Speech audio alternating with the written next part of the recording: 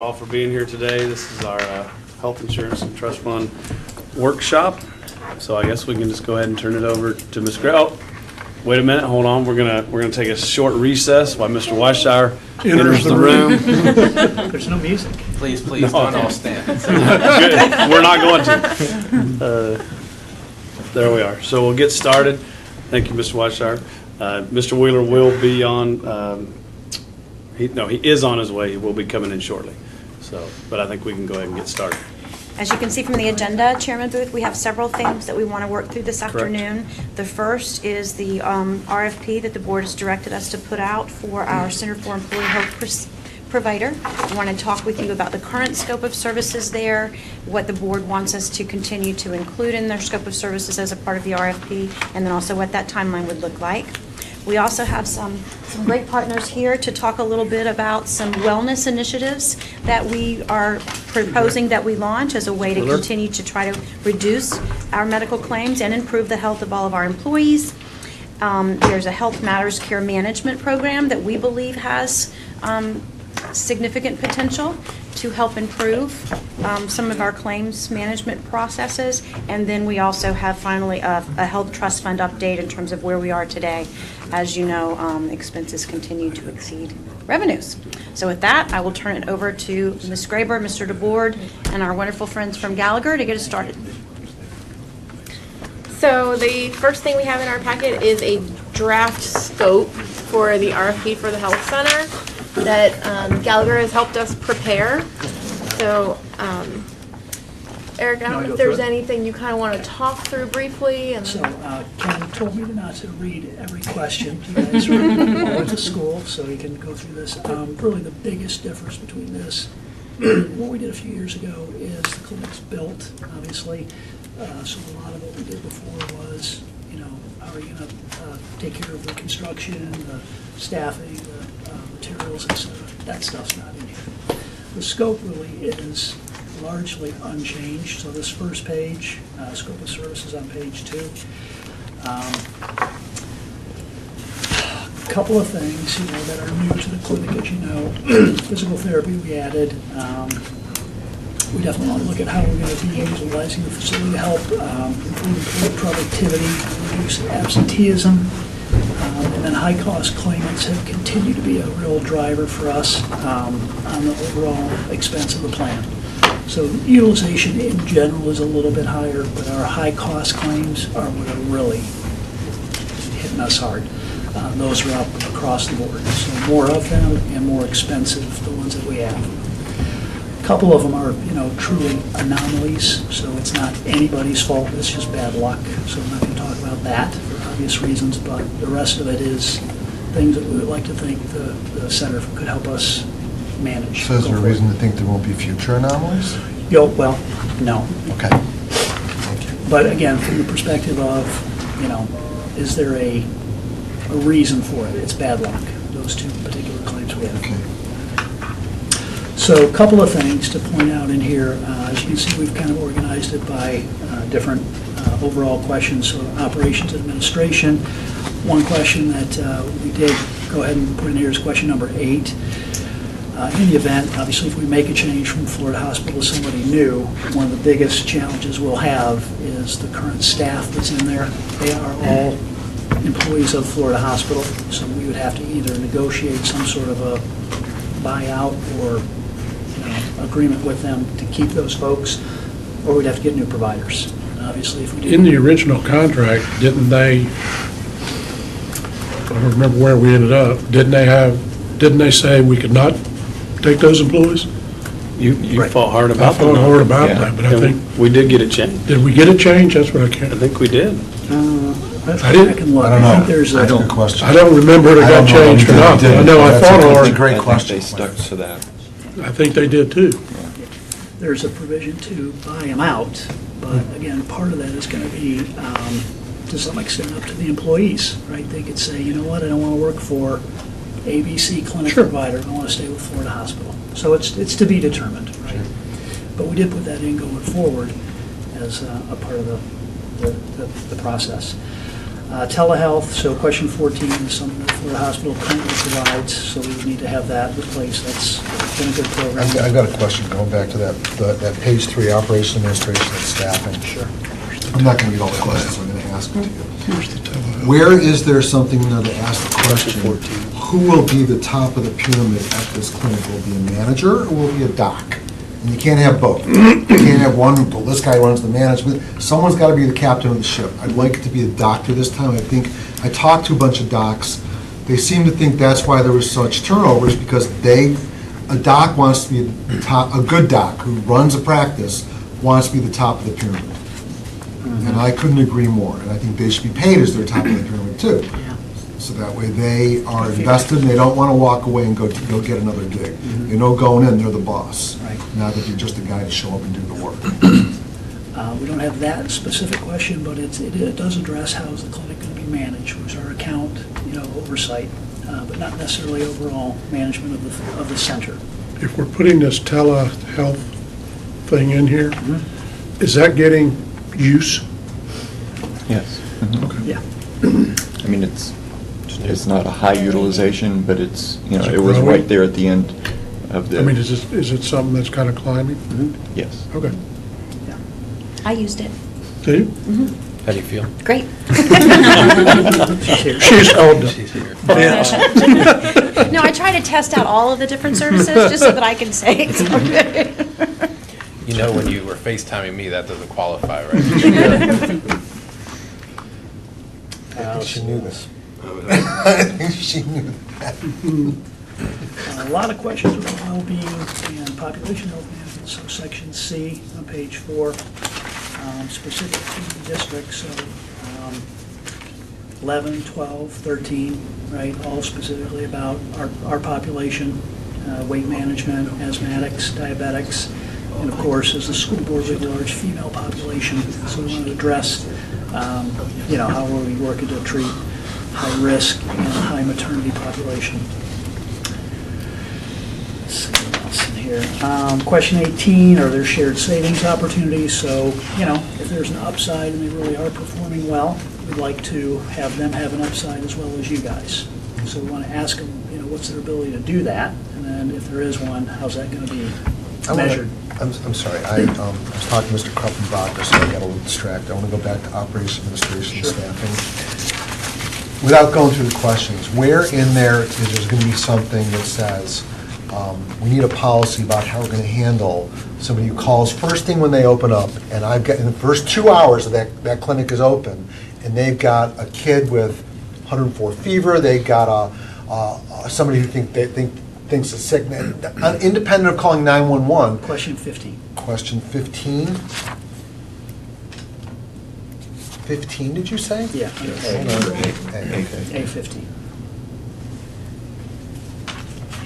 I would like to think that where the client is scared, something, a lot of people call, I don't think that there was really a grasp when things were explained. I appreciate statistics, I get that, but when a mom or a dad, and I've had that kid who's had 104 fever, 2 or 3 in the morning, scared out of my mind at 8 o'clock in the morning, but I think that we need to stress this not just as a simple operational question. These are people with sick kids, sick spouses who are scared out of their mind, and they're told, oh, come in, we can't get you until Monday or Wednesday.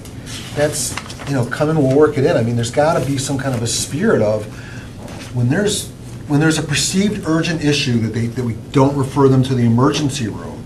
Now, if someone says, my husband's neck is bleeding, call 911, obviously. But if the kid has 104 fever in the middle of the night and it's a new parent, they don't necessarily know what to do, how to do it. And I think everybody in this room and anybody who's had kids can relate to that. And I think, and that I found personally the most offensive thing when people came. And I know it maybe was blown out of proportion, but Right. I still, there shouldn't be any of that. When somebody calls, when they first open, a husband, a wife, a mom, a dad, the question should be, can you be here in half hour or work in? Not, we can't That's get you until absolutely the Wednesday. answer. You might have to sit there for 3 or 4 hours. Right, no, I get that. Yeah. I get that, okay. I think the thing we got off on a little bit of the wrong foot with the center was, and this is everybody's fault, ours included, was we talked about urgent care, and it is available for urgent care, but it's not like a Centra Care No, where I you know just that. show up. I know. And a lot of people have done that, and what happens is it does place a strain on any doctor's office, you know. I mean, your own physician, right? My kids were little. I would never have dreamed to show up at the pediatrician with my sick kid and just say, hey, I'm here, see. Depends how sick they are, I've done it. Well, if they were that sick, I'd take them to the hospital. Well, Generally, I mean, what I did and what my wife did is we'd call the doctor, we'd say, hey, you know, Abby's sick, she's got 103 fever, you know, can we come in today? We're crazy busy this morning, how about 1 o'clock or after Okay. lunch, or yeah, come in now, we'll work you in.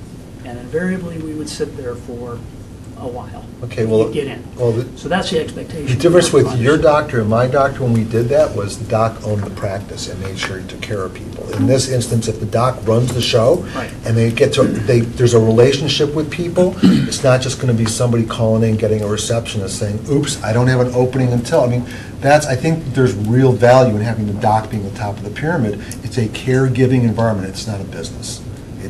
We want to watch our P's and Q's, but when people show in, it's about giving them care, period. And then when people call and are scared, We're on the same there's page. got to be, okay, I can't stress that enough. Right. I Thank think it you. was, again, just people expecting to be able to walk in unannounced and, you know, be seen. And then when it was, you know, we don't know if we could work you in today, that was then snowballed into a lot of other, you know, bad PR. So we've changed that communications, telling people, call first. It is urgent care, but it's not walking. When does the RFP go out? What's the date for it to go out? End of the month. And how long is it open for? About a About a month. We got time on here. Okay, I'm sorry, go ahead. Board, thank you for the indulgence. No problem. Before you go on, let me just go ahead and jump in. Just as a quick side note, whoever, C13 is a typo. It should be given, not give. But that's There's just a draft watermark in here. It That's didn't fine. print. Yeah, I just happened to see it, Thank so you. I figured I'd point it out. Appreciate it. So for me, I look back at the original scope, and bullet point number 5 or 6 down the line is reduce health costs for district and plan members. Where you at, Tim? Wait. Now I'm on page 2, Very just kind of the page two. overview scope of services. Under, I'm just using it as a reference point. I'm there, by the I'm way. just- Where it is really not oh, relevant. it's like, okay, Yeah. I see. I'm on. So Okay, got it. I understand that that is one of our many objectives. However, it's a primary objective that we're working to achieve in this. So here's kind of how I mapped it out. How do we put in there the requirement of the desire for a strategic plan from whoever's going to respond of how they plan to decrease our cost, increase our wellness, increase the value and the relationships that exist between our employees and the wellness center and the health care they're providing, and ensure at the same time quality of care. Now, I understand that when you say, I want these 3 things, but I want it cheaper, people tend to laugh. However, I'm not convinced for a moment that healthcare needs to cost what it costs. I'm not convinced for a moment that prescriptions need to cost what they cost. There is a lot of fat in this business, in this industry, and we know that as a reality. I spent some time last week with some people from out of state talking about some of our concerns, some of the bigger healthcare conversations across the nation. And they went through, I'm going to introduce them to all of you guys as well, so you can have an opportunity to kind of get some of this information. So they went through a number of data points with me, including the various cost differentials that exist between one hospital and another, between one prescription and another, how the idea of marrying 2 prescriptions together, there's a term, and I don't remember what it's called, but you guys will know what it is. Compounding. Compounding, thank you. That, just by doing that, they can exponentially increase the price on things. I think about the conversation we had as a board, Frank, cover your ears, with legal services a couple of years ago, and making sure that we were intentional about containing the cost and having somebody that was... Get the paddles. Yes. This is the big one. Electrical? Corporal punishment. But part of that was making sure that we had somebody that was going to be looking diligently at the costs that we were incurring in the legal side, and that job, which ultimately we hired Frank to work on with us, was going to help us overall reduce our fees. So one of the things that in the healthcare world that I'm learning more and more as I unpack this further is that, and you'll have to answer this for me, if there's claims that are made below a certain financial threshold, that with our contract with Cigna, do we have the ability to review those claims, or if they're below a certain threshold, do we not have the ability to review those claims? I don't know the answer, and so I put it out there somewhat rhetorically, but something that you can do some homework, all of you for, is we need to make sure that what we're paying through our current services match up with what they're supposed to match up. There was a very interesting data point that was shared with me, and I haven't sourced it yet, excuse me. I haven't sourced it yet to identify whether or not it's 100% accurate or not, but it was an interesting point, which was, thank you, that 99% of medical bills are incorrect, that there's some error somewhere in there, and that a lot of times there's double billing that takes place where they charge you for a certain fee or service here, and then they charge you for the exact same thing over here. And if we don't have somebody that's reviewing all of that information, there are thousands and thousands and thousands of dollars that can be saved in that process. So for me, as I look at this, and this whole conversation about who does who work for is an important conversation, because I want the fiduciary to be back to this board. I want the responsibility to be that I'm going to be a hawk in making sure that every dollar that the Osceola taxpayer spends in providing this value and service to our employees is a well-placed expense that can be fully justified, as opposed to, well, this is what the apparatus has created, and so as a result, this is what we pay. So there's a lot to be said there. I'm not expecting everything to be answered in the entire healthcare industry to be unpacked on the table today, but it's a very important conversation, and I committed months and months ago that I was going to continue to dig deeper and deeper into the conversation so I can understand it more and more, because not only does it impact me as a human being, it impacts me as a business owner, as an elected official, impacts us as a major institution in the community. So if we don't have this big, honest conversation about getting somebody that's going to partner with us on this, that has a vested interest in making sure that we're lowering costs while ensuring the high quality of care, and is going to look at every single T and every single I to make sure it's handled properly, I'm not convinced that we're going to solve what our bigger issue really is. Yeah.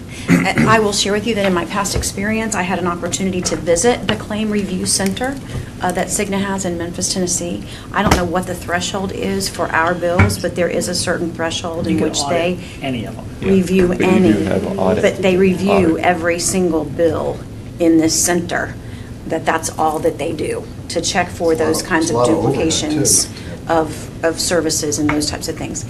The challenge has been in our health wellness center, we don't have that kind of a review process built in. So I think that may be, a place where we certainly can ask some questions as we move through the RFP process. So thank you. My response to that is, even if Cigna has that and you've seen it, I got to be honest to tell you, I'm still not convinced that it's doing everything that it's supposed to be doing, and that there's not still a lot of savings can be realized. And not just for us, We can audit them. but for anybody and everybody that's a part of that.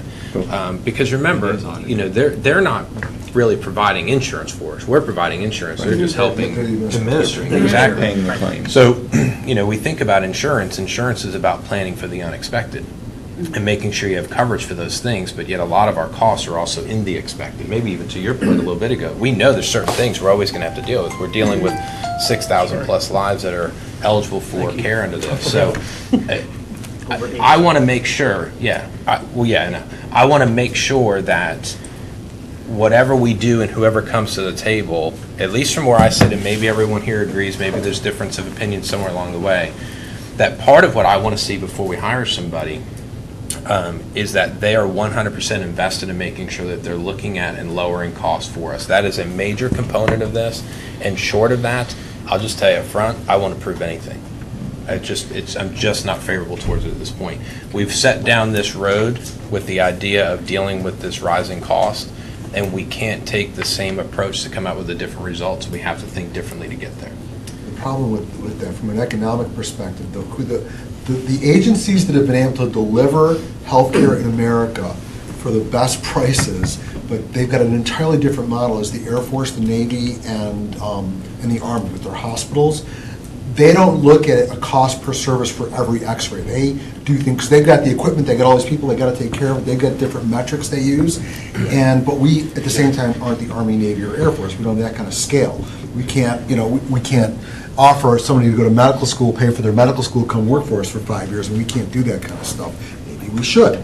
But So you got a great point, like, everybody looks at a cost per an x-ray, okay? Versus, okay, I own the x-ray equipment, how many x-rays should I be doing? I mean, so it's a different kind of a mindset versus a cost per service. And to do that, you've got to just decide, you're going to do so much of X, and you're not going to have Cigna necessarily review it. You're just going to do it and expect that based on where you are. You've got to look at it almost like an industrial engineer in terms of the numbers and dissect it differently. You're on the right track. But these providers are going to think like providers. That's the catch. They're not going to think like delivering it like, I've got friends who are Air Force docs, Navy docs, and they've explained this to me. It's an entirely different model, and they deliver good service. People are happy. Nobody can say, I can't afford my medicine. It's an order. You got to take it. So it's totally different. I'm not sure what's in this packet as we start going through, but isn't some of what Tim's talking about Gallagher's role in this process to tell us, Right. you guys are paying way too much for prescriptions, you're paying way too much for an x-ray, you're getting a great deal on the, and somewhere as we go through this, I know you pulled together, somebody's pulled together these RFP questions or scope, whatever we call it. How are you going, maybe if it's in here, you can say I'll get to it, but if it's not in here, how are we going to use you better in this process than I think we've used you to this point? Great question. There's a lot of the data that's around the clinic and Cigna that we've been, working with Florida Hospital to integrate together. So that is ongoing. So they're looking at what's actually happening within the health plan and people that they're seeing within the center. So those are the folks that they directly touch. There's processes in place to begin to reach out to those folks and try to change their behavior. I mean, that is the biggest challenge with, total population health management, getting people to do, change their behavior. We're reviewing that, we're measuring it. We don't have great results to talk about yet. I mean, ultimately, it's how is the plan performing, and it's not performing to anybody's satisfaction. We wish it was $8 or $10 million, better to the black. Is there a predictive assessment that can be applied, though? So that way we can see, okay, we got this history. So how do we, to Tim's point, how do we use those data points, plug it in and say, okay, this is what we're delivering those, I don't know, I mean, every industry, for the most part, that are well-run, they've got some kind of projection based on some predictive analysis. I don't know who would do that metric, but I think that's where we need to go with this. I mean, are you sitting here now with, here's your 3 problems? I'm sorry? Are you sitting here now with this information available to you, and here's your 3 areas where things are going awry, or not? I mean, do you know? Yeah, we know where the challenges are. Okay. So it's getting that. Are we going to get to that in here? We kind of addressed it in the well-being piece, so it's diabetes, it's weight management, it's maternity, and it's high-cost claims. So that's what we're asking, what's the clinic provider going to help us with to address those specific areas? The rest of the stuff, Jay, to your point, it's both, okay? It's how much does the x-ray cost and how frequently is it being done? So we do look at both of those things. Now, we're not in a position. Do we own the machine? Yes. You Yes. own the machine in the. So so the question then becomes, if I own the machine, before you've got to do maintenance on it, how many pictures can it take? I would have to find out. And then the next question is Florida Hospital charging us per picture? Why would they be charging us if it's our machine? They're not. They're charging you for the variable cost of the supplies, the film, the. Okay, so why can't we do that? We just pay for the labor. And we set a labor rate for an extra, or that doc comes in who's at the top of the pyramid, and he's got his CFO doing that for him. So his feet are to the fire. I mean, I'm just throwing that out there. I think that the clinic is a good idea, but I think that I think we need to look at it entirely differently. That we own that machine. How many pictures can the machine take? It needs maintenance. What are we paying them for supplies? What's their markup?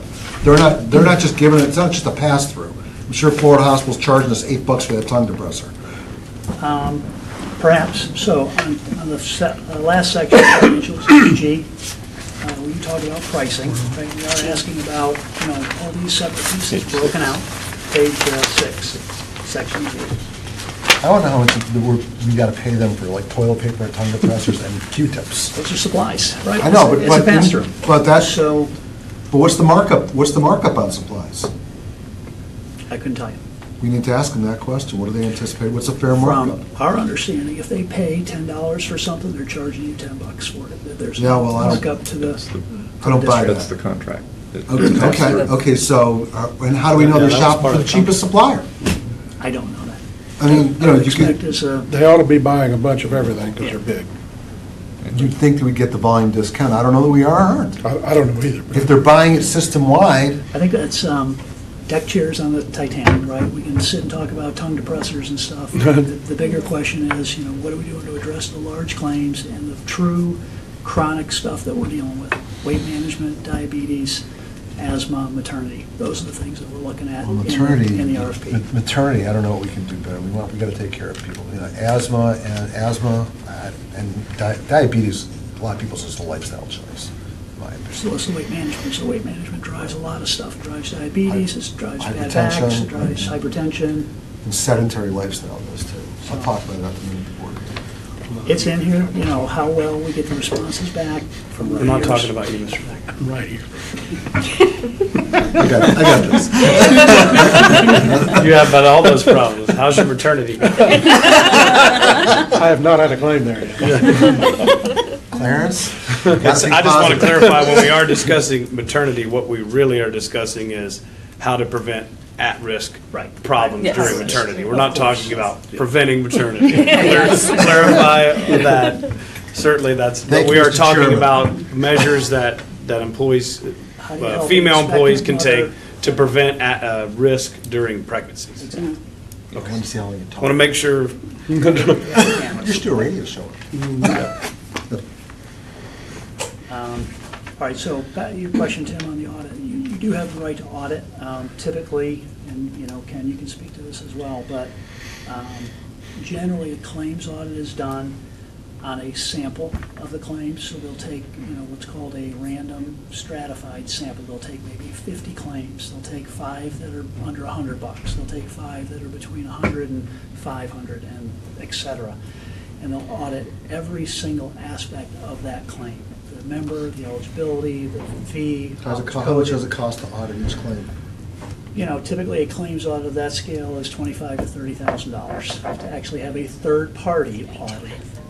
How many Again, claims are they auditing for 25 to 30? 40 to 50 on the medical side. Speak up. So $25,000 to audit 40 claims? Well, it's about, if I'm remembering correctly, it runs about $16,000 a year, but it is done every year, and it's. And they do 40 claims for $16,000. Probably it's a sample. I mean, it might be It's a- 50. yeah, It's not, whatever. it's not every medical claim. Now, in Right. the pharmacy, they do audit every claim because it's done electronically. They compare the actual claim that got adjudicated with the medication, with the fee, how was it billed, how was it paid. That can be done electronically. They could audit each claim for $200 a piece at 50, that's $10,000. That's a lot of money. That's a lot, that's, It takes them a week to do it, typically. They go on site, okay. $16,000, that's a good deal for an audit. It's a hell of a Are you writing the check? We're writing the check. But generally, they're north of 25 or 30. Okay. Just an interesting question. So the current model is that we own the facility, we've invested the money, we pay for the service. What if the model instead was that we have the facility, we have the tools, and we provide access to the patient base, and instead of us paying somebody to run it, they're incentivized to come to us and pay us to lease the facility and run it themselves? Why is our model the way it's set up the right model? So what are you proposing to have them? Well, I'll use an example, and How do we pay them? We pay them fee for service? well, like a I'll signal? say, I want to preface by saying this. I'm not sitting here to personally attack any one person or any entity. Literally, Right. nothing I'm saying. I have no personal agenda or opinion in that. But whoever runs the wellness center, and evidence is bearing out that they are greatly incentivized to run it because of the referral base that they can generate as a result of running it. So there's throw-off business that naturally exists as a result of having access to this patient base, and the other business line or business lines that exist with any entity or any organization that would run this wellness center for us doesn't just get paid by us to run it for us, but also has a facility handed over to them, also has access to an employee base or a patient base handed to them, and then they get to increase the bottom line on their other business lines as well. So from a business standpoint, and I don't know where the break even is or isn't on that. That's not my area of expertise. It's yours. But, you know, and I'll use this. It's a very generic example, but I think it will make my point. Doctors, and I'm not saying we want straight out of residency doctors, but just to use an example, any new doctor would be happy to have an entire patient base and business handed over to him and say, guess what? Right. You're now successful and you have 6,000 patients. Have at it and enjoy. They work their whole lives to get to the place to build up their patient base so that they can get to that level and then live off of the revenue that comes from that and the throw-off cash flow that comes. So, and I'm not sitting here saying that all of a sudden that, you know, healthcare is free and, you know, that, you know, kumbaya, everything's going to be amazing. I understand there's a cost that's going to come with this. I'm just saying that is our approach out of the gate a few years ago with where we sit today really the right approach, or is it just different thinking that says, you know what, maybe we thought about this backwards. Maybe instead of us going out, and I say begging, which is an overstatement, begging people to run this for us, we should be sitting back and going, who wants access to us? We're what you want. Access to our employees is what you want. Providing healthcare services is what you do.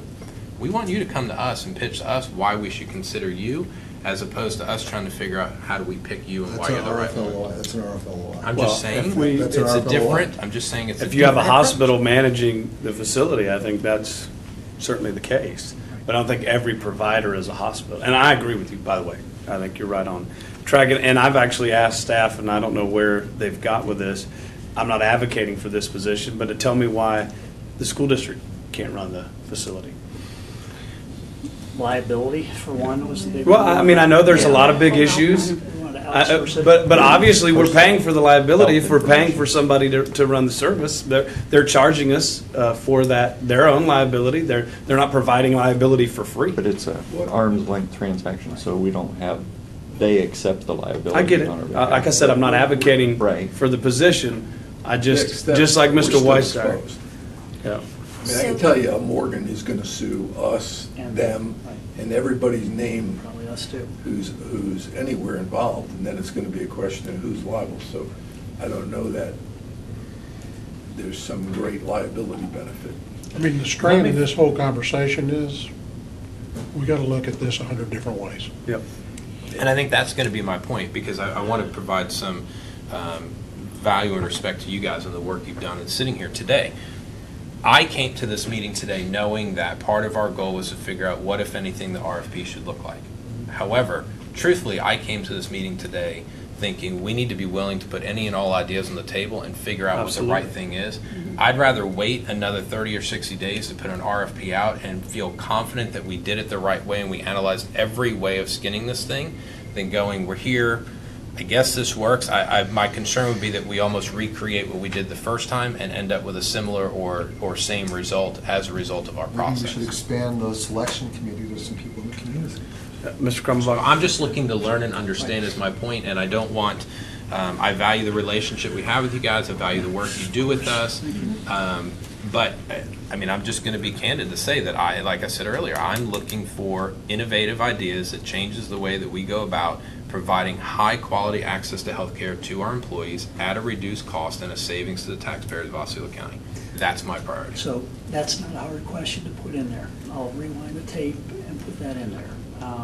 And I'm not being facetious. No, I think respect it's it. great to ask for, blue sky. Typically, this is how on-site clinics are done. There's, 8 or 10 providers out there that will bid on this. Okay. Florida Hospital as an entity is unique in that they are also a medical provider. And, you're right, we've been looking at the claims, there is a higher propensity of dollars that are going to Florida Hospital, whether it's directly attributable to the center or not is kind of hard to, tick and tie every claim that they get back to somebody at the center saying, go to Florida Hospital to have this done. Let me add this to dollars that. is- Hold on, just 1 second if you Because I don't want. wanna lose- Are you, Let- okay, good. Go ahead. So conceptually, I don't even have a problem with that, okay? Provided that, and I think we all knew going in, eyes open, that there was the opportunity that there would be additional referral Right. opportunities for Florida Hospital as a result of being a part of this wellness center. I understand that, I respect that, I have no problem with that. There's a couple things that I would look at. As they're being referred off into the Florida Hospital network, if you will, is the rate that we're paying through our self-insured program for the services they're providing at par or below par of what we would have otherwise paid if they went somewhere else, number one. Number two, if they're having access to that and they're being able to increase the revenue on that side of their house, which is fine, it's a business and I understand and respect that, then at the same time, are we seeing our costs going down? And the problem is, no, our costs are going up. We're funding this operational entity. We're still having challenges with our trust fund account. They're still getting the referral opportunities. So I don't have a problem with people winning, but it's got to be win-win. I agree. And right now, I'm not convinced that mathematically it is. And so I want to see how that changes. And again, I think everybody knew that if Florida Hospital, as the example, was going to run this wellness center, the likelihood of Florida Hospital receiving more referrals from the wellness center would increase. They knew that, we knew that, everyone knew that. That's a given. What do we pay? How much does it cost? What does it cost at the bottom end? Because, really, as we all know, we're self-insured, so we're paying for it all no matter what. That's the key for me. And they're in the Cigna network, the Local Plus network. So, I mean, they are following the Cigna network. So whether they're Florida Hospital or Orlando Health or whatever, as long as they're a provider in the Cigna network, then that's how they stay in network. Yeah, but what's the baseline that's used, right? So Medicare baseline, providing services, you pay X. And then when you get the same service, but you're not Medicare, you're paying 300 times, 400 times, 600 times rate of Medicare, right? I mean, those are important deltas that we need to be looking at and saying, if we agree, and I don't know if we do, if we agree that the baseline is Medicare expenses, and then we use that as our benchmark and baseline for everything we're looking at. If they go to Florida Hospital, is it 600 times Medicare? Is it 1,300 times Medicare? Is it 200 times? Are we getting the right value? And that's with every single, not just because, again, I said at the beginning, this isn't about Florida Hospital for me. This is about us. They just happen to be a part of the conversation because they're working with us now. So yeah, fine. Cigna would say, well, we pre-negotiated rates. Well, the rates that they've pre-negotiated, are they really that amazing?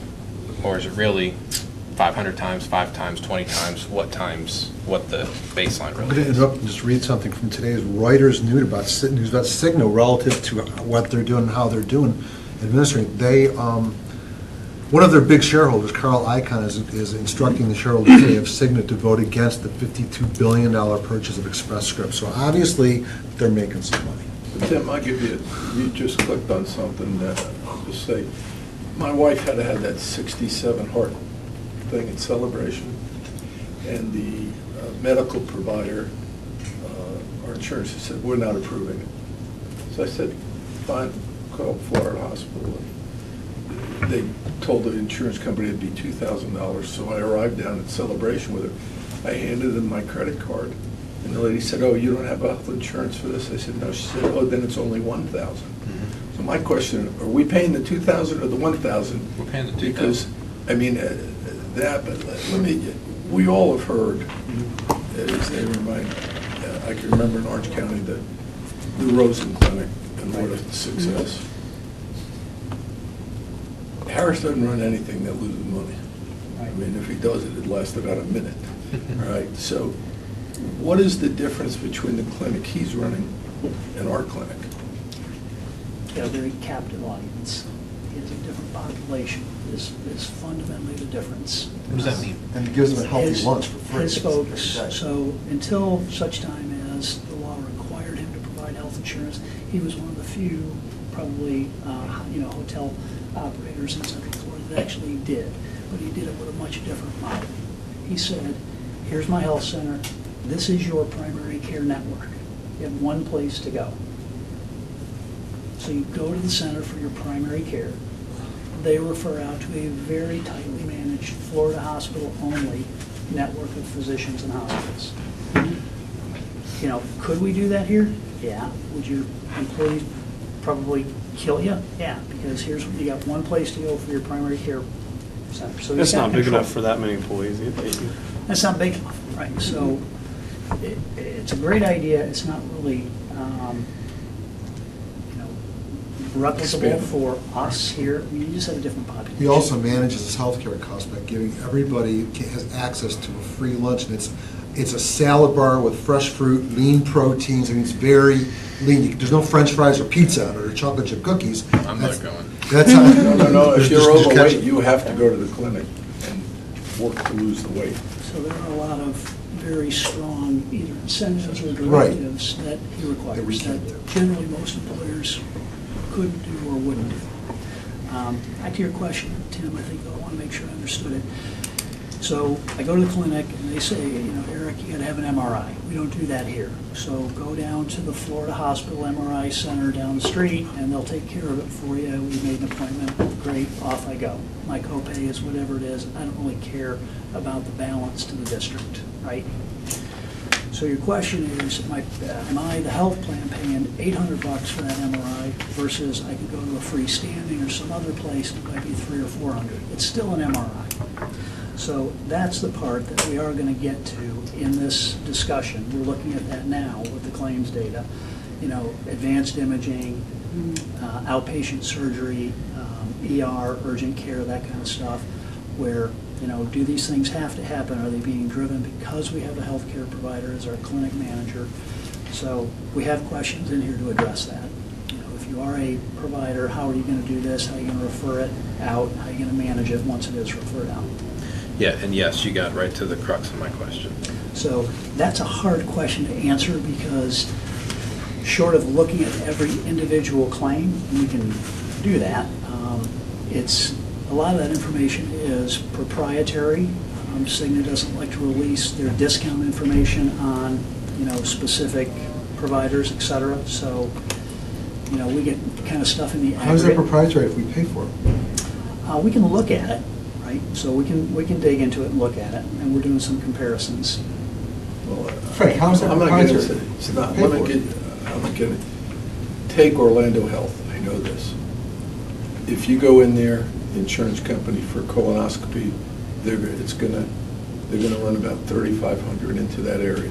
If you go 150 yards down to Orlando colon rectal, it's $1,500, because that's all the carrier reimburses them.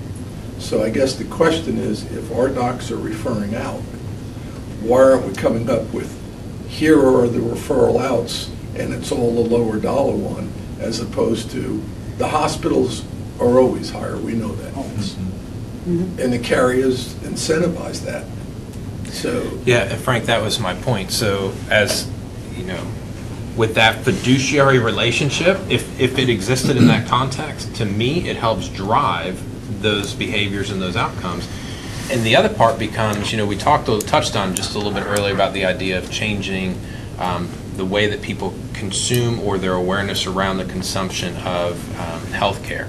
That's an important piece. Now, I don't know the exact app, but somebody a few weeks ago in passing said something to me about, like, there's a prescription app, like Good Scripts or what, I don't know, some app that you can do, and you can go, oh, I can go here and get this drug for $12, or I can go there and get it for $33. Part of the problem, and I've used my visit to the allergist a couple times as an example, where part of the problem is that people don't consume healthcare the way we consume anything else in our lives. We show up, we don't know what it costs, we say fix it or try to fix it for me. We leave, and then we go, well, I just paid $35, that's it. Well, then on the other end of that equation, we end up in a situation where our employees don't understand why our plans are having to change and costs are rising, but it's also the way that we consume the underlying expense that ultimately drives those costs. Because what you pay in your premiums and your deductible is a direct result of the claims, plain and simple. And so if you reduce claims, you reduce premiums and deductibles. Well, the only way to reduce claims is to be informed consumers of how to actually consume medical care. So part of it becomes, how do we make sure at least for what we do, I'm not trying to solve the world's problems right now, but let's at least try to solve ours. How do we help remove the veil and inform our employee base that this is what you have to choose? You go here, this is what it's going to cost. And by the way, it's not costing Cigna. Right. Cigna doesn't have money in this. We have money in this. Cigna's just taking our money from here and handing it back over here. So it's not a matter of it's costing the insurance company something, it's costing the school district something, and if it costs the school district something, it lends to the conversations we went through the last number of months regarding the increasing cost of healthcare in our community, or premiums and deductibles. It's very difficult to ever find out what the real, Well, there But there that's- are, there are tools, so. it's That's my getting- point. It's getting people to use them, so there are price cost estimators, we have people from Cigna here, they can talk a little bit more about that. You can go online now, and you can do what we were just talking about. I gotta have a colonoscopy, I'm 58 years old, I can go wherever I want, as long as it's in the network. I have a $5,000 deductible, that's the other thing that typically your plans have not had a lot of cost sharing. You know, once I meet my deductible, I really don't care what the cost is anymore. Right. I mean, I do, but I really don't. No, you're right. So if I got a $5,000 deductible, I'm paying that $5,000. So that $1,500 versus the $3,500 matters to me. So you can look that stuff up for lots of things. MRIs, outpatient procedures. You know, I mean, as it starts getting into surgeries and bigger stuff, it gets a little fluffy, but, you know, one-off kinds of things can absolutely be done and reviewed. Isn't that in mycigna.com? Yeah, I mean, we have that service available. It's a matter of improving our communication And getting people and to use it. educating folks to get people to use it. And that's a part of what we want to talk about with our wellness incentive, and also this Health Matters Care Management. There's a part of that we're going to talk about later today. That's a huge piece of that, driving behaviors, like you said, to be a better consumer of your health. That was one of the reasons why we sent out the cards about know where to go and what to do where, to help avoid those steerable ER visits. So this is what you can, these are your different options when you go to your personal provider, when you go to the health center, when you go to an urgent care facility, when you can use e-care or telehealth as opposed to going to the emergency room unless it's absolutely necessary. But we all know that we can do a better job, I think, of informing people about that. Well, and those were part of the changes that we put in with pharmacy. It was just making those tweaks that a lot of people didn't even notice, or that by putting in the step therapy and the mandatory generics and informing them of the Cigna 90 Now, where it's getting the drugs at a cheaper cost retail, and it's just changing if you went to a CVS versus a Walgreens and they're right across the street from each other, changing those behaviors to lower the costs and understanding the choices that they're making that are saving actual dollars. Yeah, and you know, as people, and I'll be done on this after this. Fine. With all due respect to everybody, people can't be upset when choices have to be limited to control costs, which is being done with the sole intent of saving everybody money. And when I say everybody, let's be honest, we don't really have any money. It's the taxpayers' money that we're the trustee for, and we administer out to our employees through the salaries and benefits and services that we provide. So when we have a conversation about, well, you know, you shouldn't get this script, or you can't get this script from here anymore, you have to go here, part of the big conversation that has to happen culturally, internally for us as a school district, is getting people to understand that we're not trying to penalize anybody, we're trying to help everybody. And if everybody doesn't say, you know what, I'll take that extra 2-mile drive, or yes, like my wife goes to Publix for all of our prescriptions, I believe, or at least I say all of them, we don't really have any, but whatever we need, I think we go to Publix for. Well, if all of a sudden, you know, the way that the school district is going to save money is say, don't go to Publix pharmacy anymore, go to whatever, go to your local pharmacy instead, whoever that is locally. I don't care, I'll drive the extra 2 miles if it's going to save this school district money. It just simply doesn't matter to me. We do want you to go to Publix, that's the better one. Good. Good job. Well, good, it's very close to my home. You make a great point. It's not about penalizing employees, school district employees. It's about penalizing the overchargers, the companies that are charging more for the products and services. And by penalizing them, you probably bring them back online in a year or two as they correct what they're doing to become competitive again. Isn't it true that some generic drugs cost more than the actual brand name drugs though as well? No, brand that has a generic in place. I mean, I'm not going to say not in every situation, but if there's a generic, typically, it's going to be less than the brand. One of the things that I've understood or have been told, and again, I don't know if it's true because I don't spend all of my days in this conversation, is that some of the drug companies have gotten really clever with just basically now creating a generic of their brand, and as a reason. Around is a little different Exactly. question. Okay, so frame the question for me properly then. So you can have single source generics, so generics say. that kind of really act like a brand. So you have under your contract stipulated guarantees with Cigna. And we went through this about a year and a half ago where we really tightened up those contracts and took about 8-10% out of your overall pharmacy spend. I'm just saying, That's a lot. you know, your pharmacy spends about $10 million a year. So it's, you Say know, 10%, that's $1 million. I get it. And a lot of it was just how they move those dollars around. Now, those dollars, sorry, Cigna, I mean, they came out of the overall Cigna profit, right? Because they didn't go to the member. It was a higher claim that ultimately got passed through to the district, to the plan sponsor. So it's in how you're going to structure that contract. So that's been done. You know, things change every year. Pharmacy is probably the most difficult aspect of your plan to manage, just because it's the murkiest. So probably would look at doing those RFPs every couple of years. I got a What you question. doing with this? Going back to what Dr. Pace said. Well, Tim said, you know, jokingly, you said, we want you to go to Publix. So do we know that Publix is the best place for our employees to go relative to our financial responsibilities? Some of that depends on the drug, correct me if I'm wrong, Eric, but we do know, and that's one of the things that we talked about, was the Walgreens CVS piece, where typically our costs for the drugs are higher at Walgreens and CVS than they are at Publix. So why don't we just tell people you can go to Publix or Walmart? Well, we actually talked about that a couple of years ago. That was a part of our negotiating strategy that we didn't get through. So here's the Board upside. can make that There's an upside and decision downside. unilaterally, can't we? So you can get rid of, you guys can have whatever network you want, right? So we could say your two highest cost pharmacy providers are CVS and Walgreens. So the challenge is in saying we're going to get rid of CVS or Walgreens, that balloon is going to go like this, right? And you're not really gaining anything by eliminating one or the other. You got to get rid of both of them. I get it. And make people go to Publix. You can't go to CVS or Walgreens anymore. I'm all in. Well, okay, the challenge with that was there weren't any 24-hour pharmacies, I think, if I remember, and there was The a lot. hospital's got a 24-hour pharmacy if they're that sick.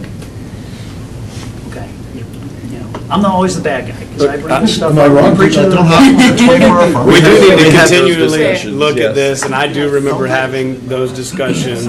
And I know we're gonna have those discussions again this year. We've talked a lot about cost. I do want to, and everybody who knows me knows I'm about cost and being fiscally responsible to the taxpayers of this community. I do believe, however, though, that we do have to always keep in mind that we do have to provide a quality service. And I think we're doing that. I'm not saying we're not doing that, but we do have to provide the opportunity for quality service. I just want to make sure that's my opinion. I'm not want to speak for anybody else. It's everybody's, but it also has to be sustainable, right? So No, absolutely. We get that too. Yeah. I know we talk about cost so much, I want to make sure, you know, we're not telling you to go to Venezuela, you know, to get a colonoscopy, right? I mean, we want you to go to a quality facility. Yeah. And so I get that. Unfortunately, we have piece. people that do that, and they come back in worse shape than when they went. I understand, I And they understand. hit our health plan. I just want to put that out. Hey, Cigna, I'm a capitalist. I don't have a problem with you guys making money. I just don't want to be taken advantage of. That's all it is for me. Profit, good word in my book.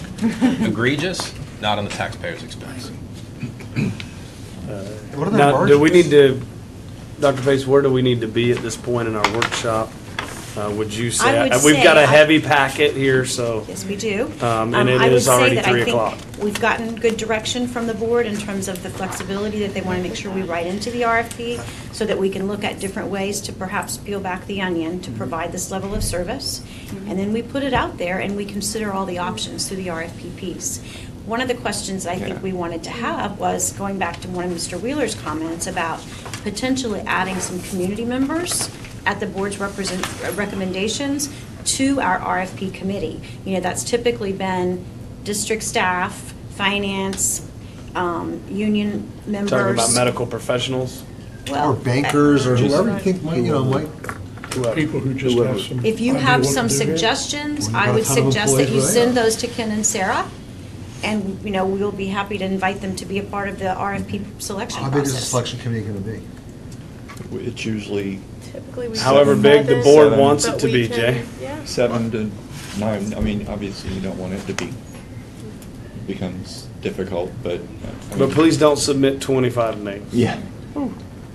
There is a proposed timeline as well on page Yes. 7 of your packet, if you guys want And to look at Mr. that. Weishire talked about that. Right. I'm actually in favor of sticking to the timeline and getting this done. I mean, and I Well, do the- understand Mr. Weishire's The problem kind concerns. of comes in that Right. if we kind of have an end date in mind, like the current contract expires April 26th.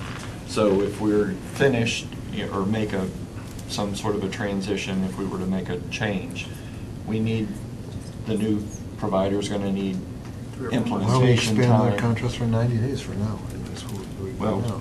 that, we hadn't crossed that bridge yet, but we may. It sounds impractical to not make an amendment to extend what they've got, because there's a provider on site. I mean, we want to go through the process, but we can't leave ourselves. It goes until April of 19. 19. I thought you said, oh, okay, 19. April, okay. April 19th. Oh, okay, so we're, okay. And if we're able Yeah, to we stick to got- this Yeah, I timeline, you know, we misunderstood. would have something for you to approve in December. Let me ask a So we have que- 4 months to make Based on that what Tim, transition. based on one of the things Tim said, we got to start looking at this a different way. And we want to do an RFP. I mean, we've got some good questions in here, but I think that what we want to have in there somewhere is just, if you think you've got a better approach or a new way, we're open. Right. I mean, so that way we're not just locked into what we've got there. If they know something we don't know, by all means, let us know. Well, so let's do that under the pricing piece of this. So here's what we're asking for. However, right, we're open to other, risk sharing.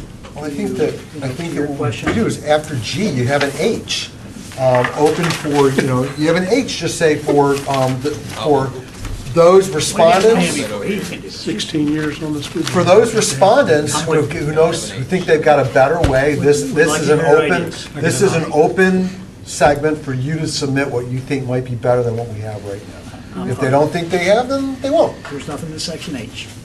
Huh? There's nothing in section H. There is now. No, but I mean, if they don't have an idea. Right, That's right, fine. then they leave it Here's what we blank. asked for, what else you got? Right, then they leave it blank. Right. Hopefully some smart people out there will actually have something. Okay, so board, we appreciate your direction on the RFP. I think we'll be working hard to get that out to you. We will send you the final copy for review. But in the meantime, we have not just been spinning our wheels, but we've been working diligently, hand in hand with Cigna and our wellness coordinator about some wellness incentives that we believe can potentially continue to help us reduce our costs. So why don't we transition to our wellness folks? And then we'll have Gallagher come back to give us an update on the trust fund. I need 1 minute. But it's about 3 o'clock, so we want to keep this moving. I'll be right back. Excuse me, I'll be right back.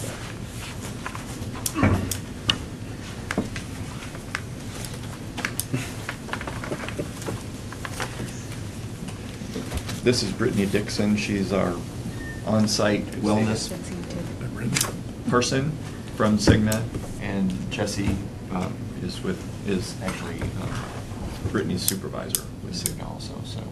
And I'm a health promotion manager that oversees the entire North Florida book of business in regards to wellness strategy. So I was definitely listening to all of your feedback. So Brittany's going to kind of start the conversation with wellness strategy, and we'll kind of segue in our tools and resources that we're really providing SDOC, and especially when you were talking, I was kind of hearing your SDOC's money kind of being over here and Cigna's over here, but we have a whole bunch of resources and tools that we really want to get your employees and members engaged in, so ultimately we can have a win-win situation. So we're seeing that cost trend go down, because when you guys see that, that's a win-win for both of us. And mine and Brittany's role within Cigna aren't the ones behind the scenes working with the money. We're the ones that are really hands-on looking at our clients' strategies and really seeing, are we getting that engagement that we want to see to ultimately see effective results? So I'll kind of let Brittany kind of start the conversation and lead in how we're seeing that, and also some case studies that we're really seeing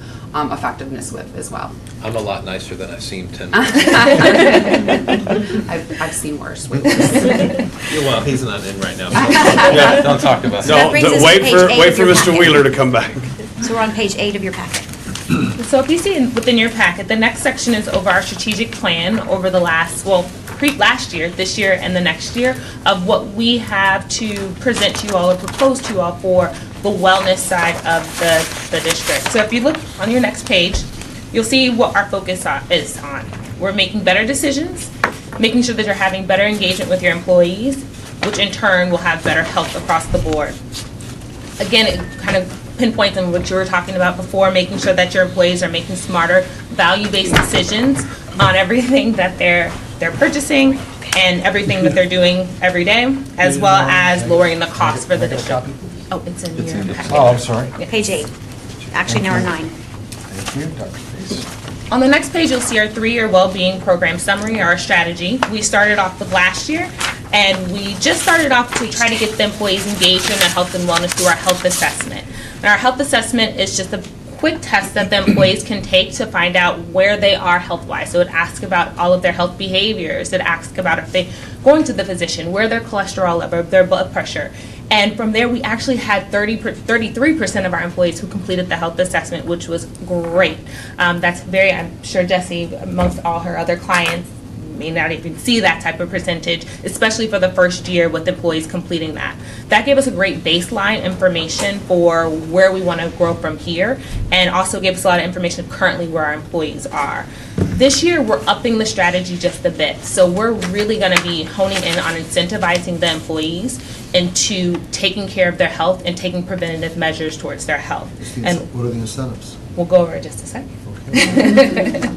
So this year, again, last year we started with just the health assessment. This year we're adding some other components and adding a larger incentive for those employees.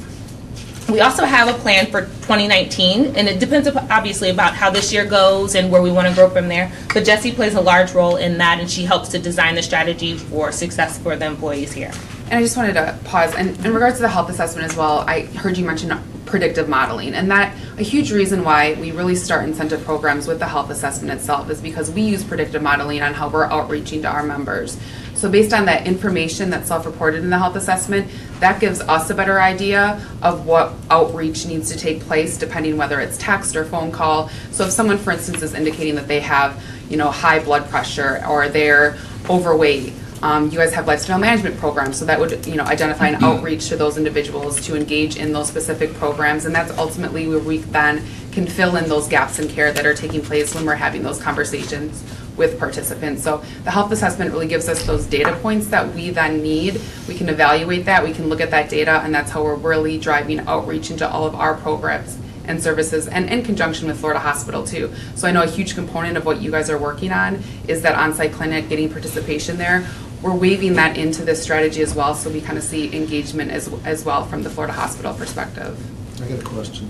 Do all of our work locations have a blood pressure cuff? We have about 14 across the district, so they're not all locations. Why wouldn't we want to put one in every school so that way we can increase the number of people getting doing a health assessment? There's a cost to each of them. How So much are they each?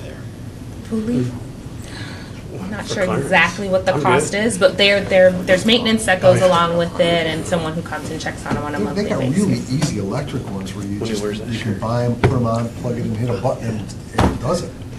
And I was just gonna say, these are more than that. I mean, it's Okay. a stand where you sit down and it actually will weigh you and take your blood pressure, and it can. Well, maybe we can find something that works, that's very durable, that may not be quite as comprehensive, so we start getting something. I mean, if we want people to be more engaged, they go to our buildings every day. We gotta have a captive audience. Let's capture them. Can What- you You can do it in check Publix when they pick up their prescription. Clarence, like, can you opt to check your blood pressure and not get on the scale? Yes. Because that drives my blood pressure. But I'm just thinking, why would, I mean, we want to engage more people. Yeah, we only have 14 of these things district-wide, but we have 50 some odd work locations. And with that also, we also have to think about what they're going to do with that information. So if they're getting their blood pressure checked, is there someone to let them know that it's elevated? So maybe that's something that we can Well, work we find on. once they know, maybe there's a way they can transmit that information. And that's something that we can work on even with the Or you have clinic. a health leader at each location that they report it. I mean, there's a million Oh, different wow, ways we're to going do to it. talk about that. I'm so excited you brought that up, Mr. Wheeler. Steps ahead of us. Let's let her talk about it. See, I listen to what you say. I listen to you. Okay. As she said, we'll get into our health champions and how we're training them and their role within the district. Is that everything with this one? Okay. So our next section goes into our goals and objectives, as well as our 3-year wellness strategy. So this just summarizes, again, what that strategy looks like, where we've come and where we're going. If you keep on moving, you'll see the 2017-2018, we had our $25 gift card if you completed the health assessment. And then on the following page, you'll see our wellness incentive strategy for 2018-2019. I'll have Jesse talk a little bit about how we're going to be tracking and how we're going to utilize this strategy for success for our employees. Yeah, 14. Yep. It's different for us. Okay, yeah. Look at this. Oh, There's 7 on Cigna's file. You have 2 page numbers? Sure, quick, and you may have said this a moment ago and I Very missed it. different. How many people participated in that health assessment with the $25 gift card you're talking about? We had 33% of the employees who completed it. Full-time or all the Yeah. employees? Oh, All employees covered by Cigna. Eligible employees. 7,000, approximately 7,000. 33% of those, just about just over 2,000.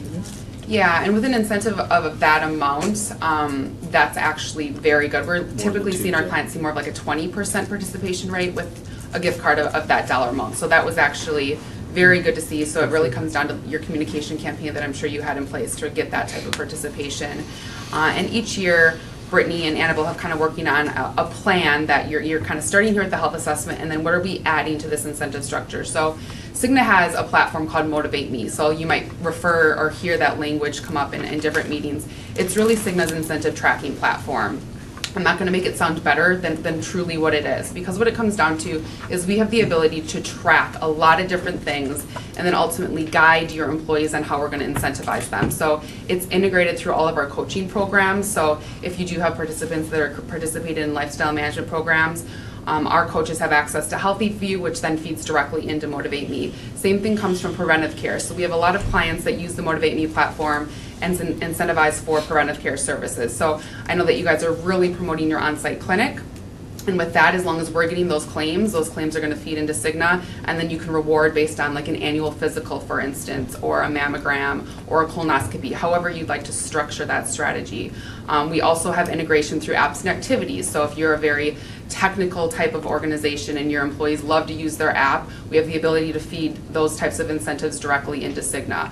I heard you guys talking about telehealth prior, so we also have the ability for self-reported goals. So I've had some clients that really helped increase their telehealth by incentivizing for registration of telehealth, because as Dr. Pace said, a lot of times you don't use it unless you've tried it and you're out there communicating, hey, I tried it, now I'm going to do it. But a lot of times if you're sick, you're not going to use telehealth if you haven't registered. So you could track that. I had a client track those manual registrations, and then they went in to self-report that goal. So we have a lot of different avenues that we can choose to incentivize through Motivate Me. And ultimately, you can then give gift cards through our platform. I have a lot of clients that tie it directly to their premiums. So based on participation in X, Y, and Z, they tie it directly to a premium. So we have reports that would report on that.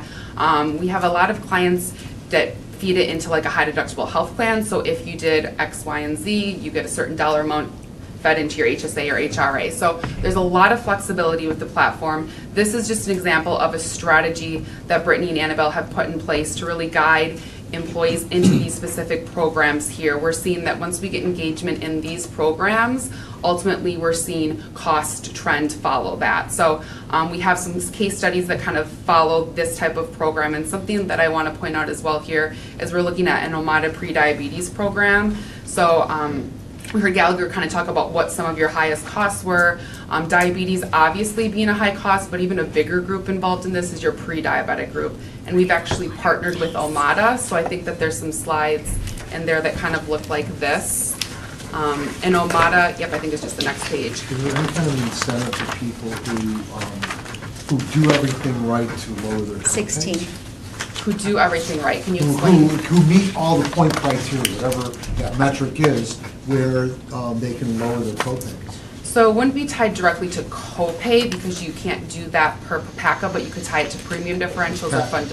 So the Affordable Care Act, like you're not going to be able to tie in a copay differential, like working directly on the plan with the incentive, but you could change premiums, or you could change or allocate different fund deposits. So you can change premiums? Yes, premiums or paying into a fund deposit you could do. So that's truly where we're seeing the highest participation and engagement rates in incentive programs. But you guys are, just last year incentivized for your first time and had great participation in your health assessment. So it's typically, you can either follow suit, and kind of on this page here, we're talking more about gift cards, and then project, a few years down the road, tying it to the actual premiums itself, because with that, and I'm looking at Dr. Pace on this, there's a communication process that comes into play. And I think Lauren is familiar with that process as well, because if you kind of rip that Band-Aid off and now we're tying it to your premiums that we haven't warned you or talked about this before, it can be a little abrasive and really scare employees. So we have some recommendations and kind of how that process works, but absolutely, you're on the right track on that.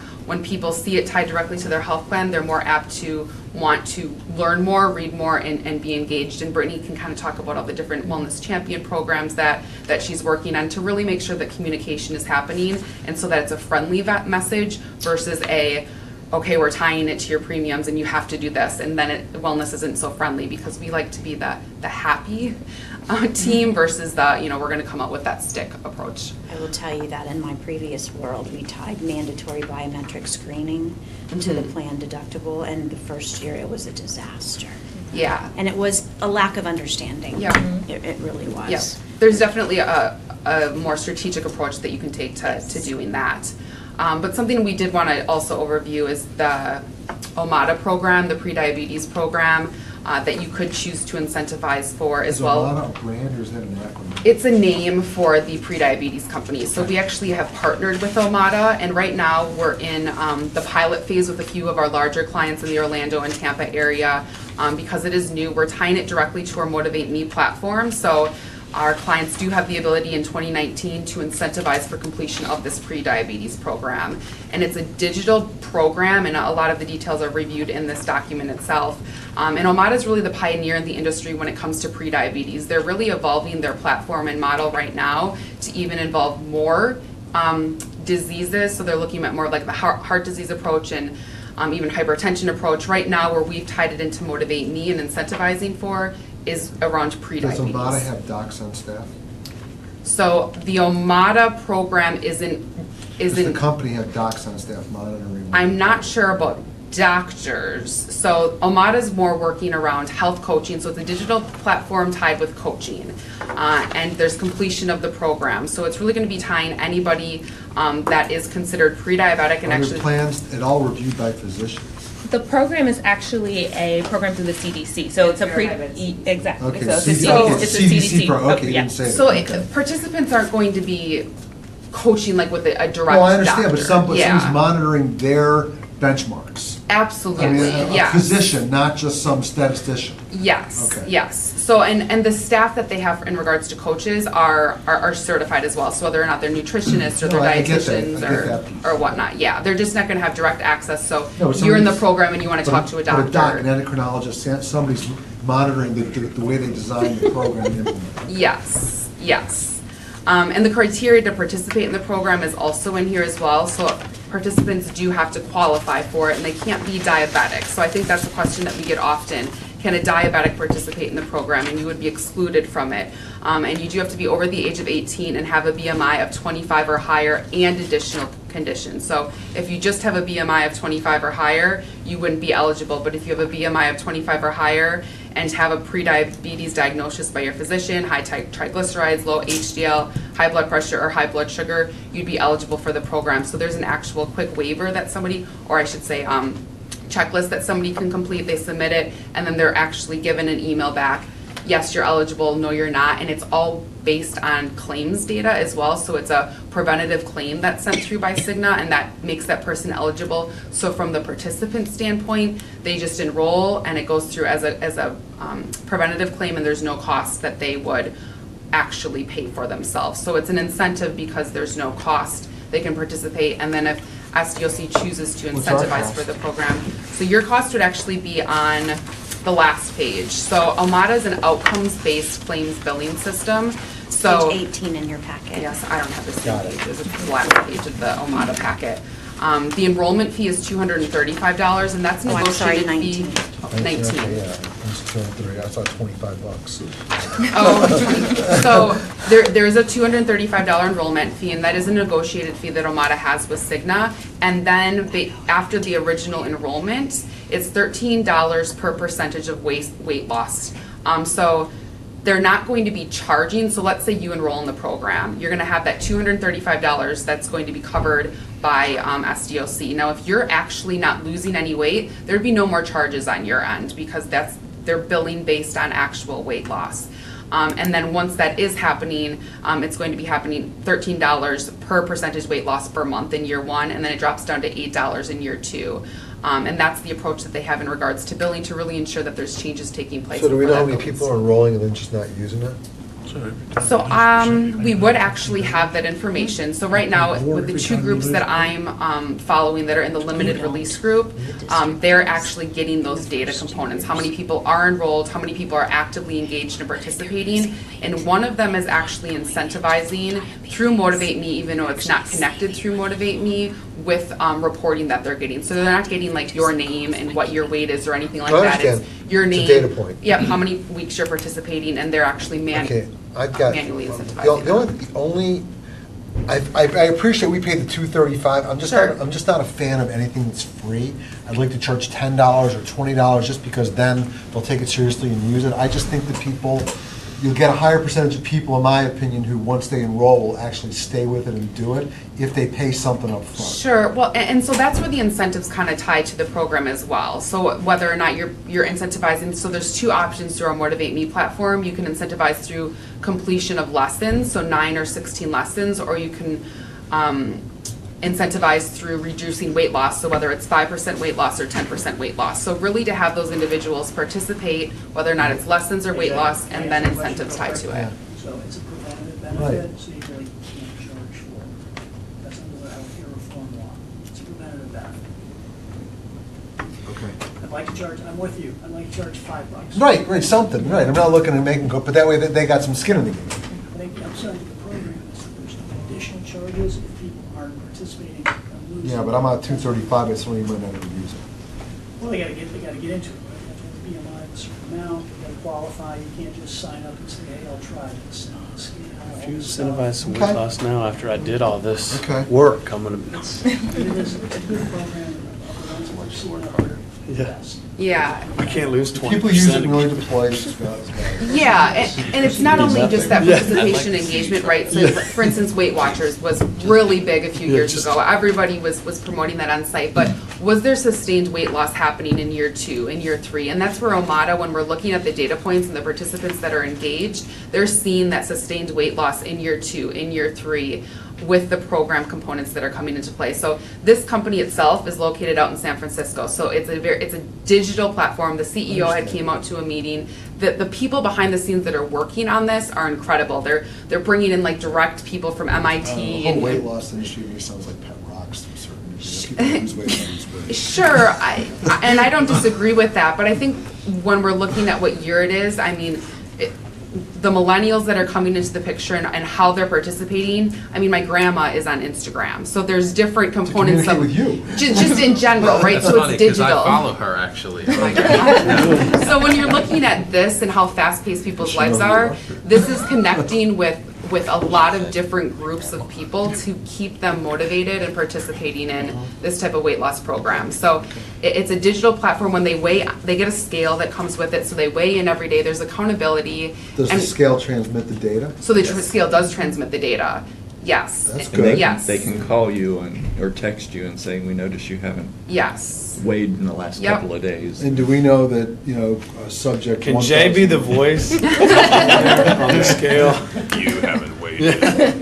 So They'll it's. say, Ricky, get on the scale. Ricky, get on the scale.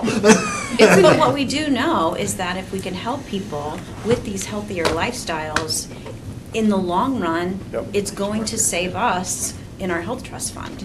And it saves in productivity as And well. increase quality of life Productivity, for the person, attendance, too. No, culture, I get all all that. of those things. Yeah. So here's just real briefly, there's, I think one, so this is good, by the way, I'm good.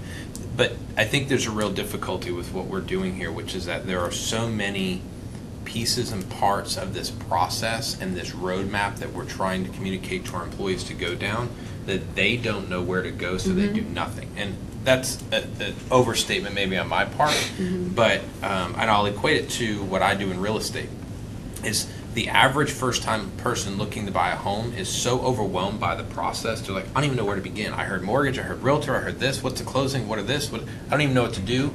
So they kind of sit back. So we unpack all that for them and we say, here is the roadmap. We want you to go step 1, step 2, step 4, step 40. We'll get you across the finish line. I think it's the same thing we need to do here. So you talk about your point about registering for the telecare and all of that in advance, I think was a great point. Because you're right, when you're sick and you're dealing with it that moment, you're not thinking, oh, let me sign up for a new account, yes, confirm email, yes, do whatever. You're like, I just need to go see a doctor. So that would be part of that roadmap. Sign up for this, do this, look at Omeda, whatever this is called. My concern would be is that our employees are so busy with life, just like all of us.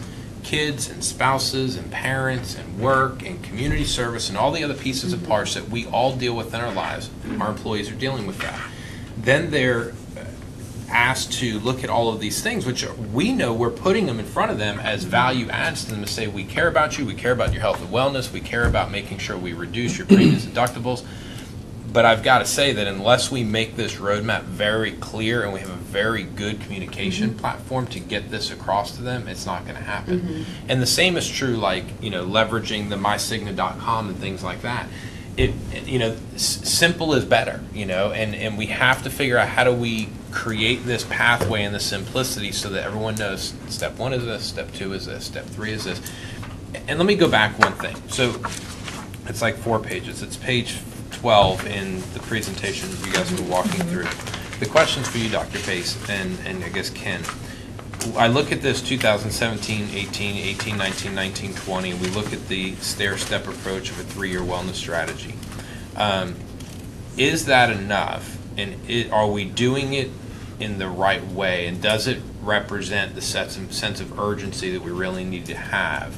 So each one of these things that we're adding on with I guess maybe the vendor integration piece was one or whatever, but each time we're adding something on, and I understand we can only do so much at a certain point in time when we're tapped with capacity, but we have a real sense of urgency that we need to use, and if these are key pieces that need to be layered into our overall wellness strategy, or I guess all of these because each one's different, is that too long of a time span, or do we need to talk about compressing this more to get some of these key data points and these screenings and these analytics in place? And I understand we can't force, to your point earlier, but I just want to make sure that when we're doing it, we really have a sense of urgency. And I'd rather, and I know we don't have money, but I'd rather spend more money now to save more money in the long run than stretch this out knowing that our medical cost and the impact on our health trust fund is continuing to be hit. We may just be kicking the can down the road if we're not really intentional about how to deal with these things in a compressed timeline. My response, I think, would be that this is not all that we're doing. Oh, I know. The wellness component that Brittany and Jesse are, Jesse, right? Okay, are talking about is one avenue that we're approaching. Our Florida hospital representative has identified with a triangle people who are at the most risk to medium risk to smaller risk in terms of their health, and is specifically reaching out to target people that we've kind of stratified to see what else we can do to connect them with the physician, making sure that they're getting the follow-up care, taking their medication, those types of things. Because if we can move somebody from that middle tier to the bottom tier, awesome. If we can get somebody out of that top, most expensive tier, even to the next tier, even better. So that's another avenue that we're approaching at the same time. So we're doing these kinds of things concurrently. I believe that taking this kind of a strategic stair-step approach allows us to be more careful with our communication and will keep us keeping people more engaged as opposed to trying to do everything at once. Yeah, you Because don't then you're wanna- not doing anything well. Don't want to be the realtor that shows up and says, "What can I do to get you in this house today?" Right? I mean, Almost like essentially, Sell you a car. You wanna kinda go through sit the back and do steps. nothing. Right, I think because if it you becomes push overwhelming. too correct. much out You get on them at one you get time. overwhelmed. Like you said, they're not sure, do I do this? Do I do this? Do I qualify for this? And so then they just like, I don't And have time right. to worry with this. And in I terms of value that. spending a little bit more, the kinds of incentives that we're talking about are through our Cigna dollars. So it's not a direct hit on the health trust fund in terms of an additional expense, but it's a better way, we believe, to use those Cigna dollars, give them back into the hands of our employees who are making the better life choices that we want to promote and encourage. Yeah, and I understand that, I wasn't implying this is all we're doing by any stretch. I know as a fact it's not all we're doing. I just want to make sure that I ask the question, which you've Absolutely. answered, is are we doing enough fast enough to have the sense of urgency we need to have to reduce our overall costs? That's really the key thing for me. I think if we continue to come at it in parallel ways, between RFP for the health center provider, really looking at what that service is going to look like, a very clear and specific wellness approach with incentives, and then also being very targeted in our outreach through either our Florida hospital providers or others to get to those folks who are not getting the medical care that they need, we can start to bring this down. I'll just say this too, in closing on that, is you made the comment about San Francisco and the tech that's behind a lot of this. Like it or not, good or bad, that's an important piece of this. We all, and I don't know what you guys do or don't have on your phones, but I get reminders that tell me drink water, right? I mean, like I've set up certain things that I want to do in my personal life. Like every morning it says, pray for this family member, pray for this. I mean, there's very specific things that are important to me in my life that I have calendars and reminders set for and push notifications. And that's where the My Cigna app or other tools, this thing, whatever it is, that's where they can become really valuable as long as people are using them and following them and understand the value that comes with them. But unfortunately, we just live in such a busy, fast-paced society that if we don't have those little trigger points in our lives, sometimes it just don't happen. So any way we can leverage technology to move this faster is better, in my opinion. But then, I'm sorry, just real quickly, we also have to use different approaches because everybody doesn't. I mean, even though a lot of people do, and most people do have a phone and all that, technology at their fingertips, they don't utilize it in the same way. Just page me, I'm good. Yeah. So, so we have to, taking different tacks, we reach different people differently. Yeah. In the interest of time, I think we probably ought to go to perhaps our job description for Health Champion and kind of talk a little bit about what that looks like. And then the next piece is another, I believe, important piece that we want to consider. There is some cost to this, but that is where, again, we think that we can get some really targeted reduction in claims pretty quickly. So you guys want to talk about the Health Champion piece? Is this a Cigna employee or our employee? This would be one of our employees. It's currently already a supplemented position, but it's been not well-defined in terms of what that role or responsibility would look like at the school level. It's someone who supports both student and staff health through our School and Nutrition Services Office as well as our Wellness Department. So it's kind of a combined work that Ken and Bray and her team, their teams supervise. But what we've done here is to try to be more clear about what the expectations would be for somebody to earn that supplement and actually then be able to make a difference in the health of their colleagues and then the health of our trust fund. So, ladies? So every school has a wellness champion currently. We are actually going to rebrand this whole section. So each of the locations with their wellness champion, they're now going to be called health champions. These health champions are responsible for providing information, health promotion, anything related to wellness at their location. So you were asking about how do we get this information out to the employees? How do they know? Our health champions are going to be our advocates for that at each of the locations. So what they're responsible, so what we decided to do within the rebranding process is actually provide them a job description. So since these people are currently in place, there hasn't been much accountability. Are you doing this? Are you putting up information? Are you making announcements at staff meetings? Now they're actually being held accountable for this, and they will be receiving their stipend if they meet specific criteria for that. What's the stipend? The stipend. No, I know what it is, but how much? 600 and 625 or 650?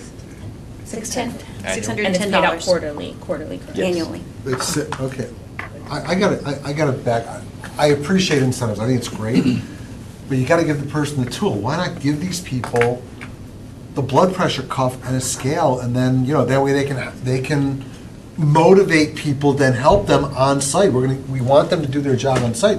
Give them the tools they need. So we do that for each of the wellness coordinators or the health champions. So they will have a stipend. So each school will actually have a stipend to provide any kind of programming or services at their location. So for example, we had Neptune Middle School last year. They actually provided yoga classes on site within their facility. So they hired a yoga instructor, and that yoga instructor provided twice a week for about 6 to 8 weeks yoga classes on site there. And we can get interest from that, and from there we want to grow that program for those employees. So they actually do get a stipend, so they get resources specific for their location. Each location also. If you can't measure it, you can't manage it. I mean, our issues are diabetes, hypertension, it's all related to weight, blood pressure, et cetera, so weigh them, take the blood pressure. I will tell you, Jay, that people are not as forthcoming with that information, and that's where you get into sometimes the negative connotation that goes along with wellness. For example, I shared with you that in my previous world, we implemented mandatory biometric screening. Okay? People were absolutely terrified about what we were going to do with that information. And it wasn't even information that the district had. It was all done through Cigna. It went straight into their processing of claims. But people just knew that the HR person was going to know that they weighed X instead of Y, and they were going to be fired. I mean, it created hysteria. Okay, so that's a great. And so, and I love Sarah, and I trust Sarah with my life, with our finances. I don't necessarily want Sarah to know what I weigh. I mean, there's just a different I understand, feeling and that's about a great, that. and that's a great point, and it's good that you've got that as a frame of reference. Similarly, though, going back again, we've got these health champions at each school. They're going to know these people, and maybe we'll learn. One of them will be able to get a 70% participation, and we can learn from that person. But if we don't give those people the tools and the opportunity to earn it with something that we can measure, and not do it the way it was rolled out in Brevard County, we've learned that lesson. I think we can be successful. Wouldn't you agree? I think that the resources and the tools that Brittany is describing would be a great way for us to start. A And blood we will pressure hold them cuff accountable. it just makes so much sense, though, why we wouldn't want to have one there for these people. I don't get it. You know what's funny about you, though, is you get stuck on one thing every time. And Yes, I believe so. Jay, every LPN at the school has a blood pressure cuff. So we have more than 14 in the, I was told we had 14 in the. There are 14 district machines. Kiosks. We have The kiosk machines. machines. Oh, okay, Kiosk so we got one in each, okay. Okay, that was, Ask and you shall receive, that was my never, friend. it was never brought up until now. And what's the So can we add to the job description, taking everybody's blood pressure No, an at the incentive, an school incentive based on the percentage of those that do. for Jay, so we can move on? What's the buy-in? So these already exist, these wellness champions Yes. currently. Wellness coordinators, right? Yes. Yeah. So you use Neptune as an example. Yes. Is Neptune like the example of, oh my goodness, it was amazing? Or is there incredible buy-in across the schools? Are employees just kind of like, There has not been. That's There one of the isn't. things that we And want to that's why we're- rebrand and really promote. That's why we're implementing the job description, because we have some wellness coordinators who are very engaged, and we see that with our 5K. They're actually the ones who coordinate for the 5K, and they promote at their schools. We have some schools that have over 100 employees that have come to the 5K. Then we have some schools that don't have as much engagement. So actually having this job description in place encourages them to engage more, and they will not receive the So stipend. my if goal they're not. for this year is to get 100% of our school board at the 5K. I told you, Yeah. Clarence When and I is told it? you When what is we the do at the 5K? 5K. March. It's on March 2nd. I will be on the board. March I will be 2nd. on the board. You got a much better chance now. I've been there almost every year. I was standing in the tent watching y'all come back in after the Oh. Okay, Brittany, please keep going. I apologize for getting us off I had a track. broken leg last year. So real quick, the identification of these people, aside from the tools and the redirection and the empowerment, you got to make sure, and you know this, but you got to make sure you're picking the right people. These got to be people that have the Whatever you ability want. to truly engage and motivate people to be involved, and it's people that somebody that people on campus really want to follow and are inspired by. It can't just be someone who says, well, I want an extra $610 and I'll make sure I check all the boxes so I can qualify, but then there's no real results. It's got to be a true campus leader and somebody that people on the campus respect and look up to. Absolutely. Like a Tim Oyster, we will all emulate. So. Yeah, hang in there. You'll get there one day. So with that, we also have wellness committees at each school as well. So the wellness, the health champion is, they have to have a wellness committee. All decisions are brought through the wellness committee. So that includes their cafeteria manager, that includes other individuals with their school that are engaged in wellness as well. So they have, it's not just the health champion that's responsible, they also have a committee that follows them. So How often is the committee supposed to meet? monthly. So then that brings us to, unless anybody has any other questions, the Health Matters Care Management piece. And I'm not sure who's Page going to 24? explain, Page right? 20 page Thank you, 24. ladies, very Thank much. you. Thank you, guys. And I appreciate the program, Great. because I actually benefited from it. Yes, you did. He was the champion. Good job. Well, and the worst thing was when the thing stopped, I was at like 13%, but by the time she came and did the presentation, I was at like 19%. Now you just brag. Starts And now I'm at 20%. Are you talking about your test scores? month, so. I can't lose another 20%. Well, as I said, we're trying I'd to be way take too good looking now, kid. a real Okay. multi-pronged approach to this problem because we know it has many, many different tentacles. So we'll turn it back over to Eric to talk a little bit about what Cigna has proposed to add as an additional service. There would be an additional cost to us, but we believe in the long run that this projected savings would far outweigh that So on piece. page Page 24. 24, yes. Want to go through this? So what we're proposing, or what Cigna proposed, is adding some additional levers similar to how we did with the pharmacy, some controls in place to better manage how the district employees are accessing care. So it's something that we touched on earlier in terms of looking at our inpatient and outpatient utilization, and then also looking at some outreach, both pre-admission and after discharge, in all of our different, in several different models. And so the one that we're really, I think that when we had spoken was this middle blue column is the one we're looking at right now. Now that's what Cigna calls their Personal Health Solutions Plus. It is a $2 PEPM cost. But what we would be integrating now is inpatient pre-certification for all admissions. So right now, you can go into the hospital for a surgical procedure and there's no controls on that. There's no one who says, yes, you can go in and have that knee surgery. You can basically just go in and do whatever you want. With this, you have a pre-certification now. It has to be medically necessary. You can't go in and say, I'd like a nose job, right? Correct. Cigna Sure. will cover that. So it's per the plan guidelines. Why'd you look at me when you said that? It's just because you were looking at me. And then it also includes a comprehensive list of procedures for outpatient certification. So again, trying to clamp down on some of those unnecessary, or looking at where you're going for certain procedures and having a better understanding of where those dollars are going. And then that's when we also go into the complex and core specialty management. So the NICU, the high-risk maternity, we mentioned earlier, those were big cost drivers, are those high-risk maternities, the comprehensive oncology, transplant, and chronic kidney diseases. Those are also looking at the quality of care, as you had mentioned. In those situations, people aren't always thinking that it's one of the worst times of their lives. They're worried it's having another resource for them as well. By having someone say, okay, this is how you should be managing this, it's helping their families as well. And then, as I mentioned below, doing some pre-admission outreach and post-discharge outreach, and doing some predictive modeling. So with Cigna, as I mentioned, it was a $2 PEPM cost, with giving us a relative annual cost of $154,000. But they're modeling that it would be a net savings of $1.3 million.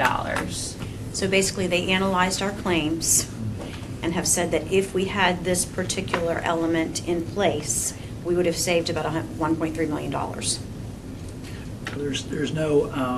There's no guarantee on this. As you sort of step up the additional expense, they do start to layer in some performance guarantees around it. We haven't done this in the past, quite honestly, because I haven't been a huge proponent of it, spending those kinds of dollars, particularly for the higher level care management programs for, member outreach. Hey, we diagnose, you're newly diagnosed diabetic, take our phone call, we'd like to enroll you in our diabetes management class. We typically don't see a lot of engagement with that, plus those programs are very expensive, so we haven't done that. Plus, we're paying Florida Hospital $8 or $9 per employee per month to do a lot of that same stuff for people that they're touching. So what we're looking at, as Bridget said, is really that middle slice where it is a more restrictive way that you're providing benefits to your employees and the dependents. So it's not just an open checkbook, go wherever you want. You can have these things done as long as they're covered under the plan. There's a review process in place. And we had a great meeting about a month ago with Dr. Pace. Ken was there. And we talked a lot about, we've done this stuff in the past, and what we saw was that a lot of the things that were being offered up for approval were approved. There wasn't a lot of stuff that they rejected. And the comment, and actually Dr. Pace made the comment, was, well, it's probably because the physicians have figured out you're only going to put forward stuff to have done that's going to get approved. So it really is more of a sentinel effect with this stuff. It's the outpatient surgeries, it's the MRIs, the CT scans, the really expensive tests that get done, that just get done because the doctor says you need one. But what about, you hear it all the time. You've been going to a doctor for 20 years and it says you need your knee replaced, and 2 days later you get a call from Cigna saying, nobody you've ever seen, nobody you've ever talked to says you don't need that. You don't know who I am. You've not seen my knee. You've read a report. When we start telling our employees, what is the, how do you stop, There's an appeal process, so it's not automatic, Yeah. right? So these kinds of things are reviewed, the member can appeal it. Typically, we have these programs in place with most of our clients, and we get very little, pushback to your exact, example. Hey, I need this done, and you guys said no. Well, okay, why do you need it done? Well, because my knee doesn't work. Can't walk. Can't And you've walk. already done physical therapy or, Yes. Whatever it is. And that's the kind of thing that we want people to look for. But one of the things that they saw as they were looking at our claims was that our employees were getting a lot of MRIs. Yeah, A lot. We have a lot of But somebody's prescribing Some of them are those. necessary. Absolutely. Are we telling them a specific center to go to, or we've got to negotiate a lower rate? Florida Hospital, eh? They can go wherever they want, within the network, right? And as Frank said, there are different priced procedures for, the analogy, the bigger the box, the bigger the bill. Well, why don't we limit the network so Yeah, that way is there they'll a way smaller? to, Well, okay. We'll go to the Harris-Rosen model. let's just say MRIs range from $1,500 to $5,000. I have no idea what an It's MRI probably not costs. bad. Is there a way to say, okay, we're not going to absolutely require the $1,500, but any MRI over $2,000, you're going to have to pay it upcharge? Yeah, Is that legal or not There legal? are probably ways that you can do that. The issue with all this stuff is at some point, the member's going to get to their out-of-pocket maximum, which is where we have it set on our plans, $5 or $6 grand. And generally speaking, unless they're out of network, all that stuff counts towards their out-of-pocket. Once they hit it, the plan pays 100%. So those financial controls will help at that lower end. Through the one point I wanted to make with Brittany and Jesse's presentation, we can add in a point structure. We could add in an additional point that you can get if you utilize the Cigna cost control comparison tool. So someone self-reports that they went in and they compared, I was going to get knee surgery at this facility, but I actually went to an outpatient facility to have this done. That could be something that we incentivized as part of this as a self-reporting. Because, I looked, I found a lower procedure as a tool. To do what you're talking about, it can be done. It's complicated to administer, so it's a discussion we have to have with Cigna. So I'm not saying no, I hate to say no. But there's a lot more to it than, kind of setting that up. An additional consideration that we floated, again, it would be a conversation with Cigna, is having a copay for outpatient facilities, but a co-insurance for if you go to a hospital facility. So you pay a percentage of the bill if you go to a hospital. So the more expensive providers, you're going to pay 20% of the $3,000 versus you go to an outpatient facility for the same thing, it's a $200 copay. So you start to drive people financially to make that decision. And if they really feel strongly, they can spend the money. Go to the hospital. And again, one of the reasons why we brought this forward was in terms of looking at what do we believe is a fairly low impact, low touch way to save, $1 million, Even if it's half of that. $1.3 million. Right. I'm not against this. Right, no, I understand. And there are those questions. I mean, my daughter is a physician. I don't think she would order something that wasn't necessary. You would hope not. Exactly, but we do know that there are things that are out there, just like Tim mentioned, there are hospital bills, errors, and that kind of stuff. And we just believe this is a potential savings with a fairly low impact touch on our employees. So we're asking you guys to consider it, and if the approval then I guess goes forward, we can implement this. 10-1. It's not a kind of can be done at any time, really. Health claim question, right? Yes. We've gone past the health clinic now to really look at overall health trust fund. And if you guys don't have any other questions about that, then I'll have Eric move on to the report that's in this month's, tonight's board packet actually, about where we are with our expenses and then overall where we project to be. Because I know based on last week's workshop, the board had some considerable discussion about that 60-day required minimum and our concerns about potentially being below that at the end of the next fiscal year. So, Eric, just to make sure, with everything you just went through with this, are we buying preferred or are we buying all three? I just want to make sure I understood it. No. The middle one plus? The middle one.